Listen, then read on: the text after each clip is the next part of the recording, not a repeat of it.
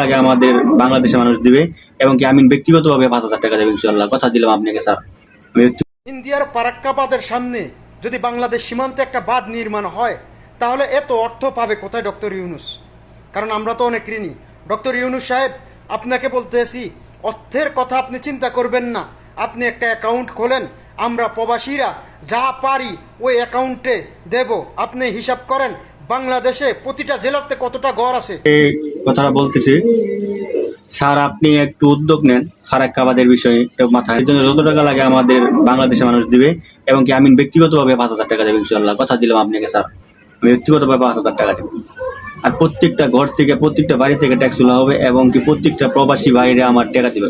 প্রত্যেকটা প্রবাসী বাইরে যদি 1,000 করে টাকা দেয়, তারপরে ওইখানে 1,000 কোটি টাকা হয়ে যায়।